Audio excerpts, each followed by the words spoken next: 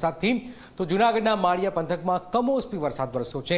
ક્યાં ક્યાં વરસાદ છે જરાની વાત કરીએ તો અકાળા, કાલીભંડા, વિરડીમાં માવઠું આવ્યું છે। અડધાથી પોણો ઇંચ જેટલો વરસાદ ખાબક્યો છે। ખેતરોમાં તૈયાર પાકને નુકસાનની ભીતિ છે। પશુઓના ઘાસચારા પર વ્યાપક અસર થઈ રહી છે।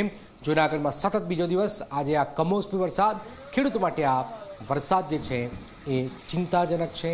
ખેડૂતોના આંખમાં આંસુ લાવનારો વરસાદ છે।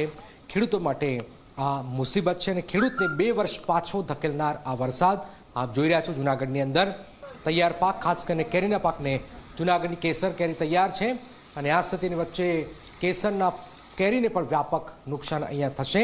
એટલે આપ જોઈ રહ્યા છો કે આ વરસાદ માત્ર વરસાદ નથી પણ ખેડૂતોને, આમ જનતા પર મુશ્કેલી નામદારો આ વરસાદ છે।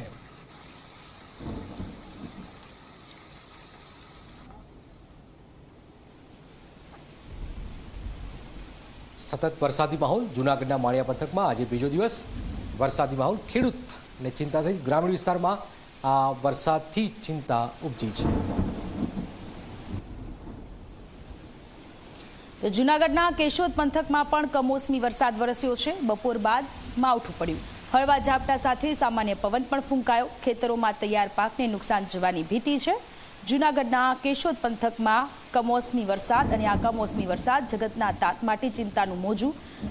તૈયાર થયેલો ઊભો પાક કે જેને મોટા પ્રમાણમાં નુકસાન થયું છે। ખેડૂતો સર્વે કરી સહાય ચૂકવે તેવી સરકાર પાસે આશા રાખી રહ્યા છે।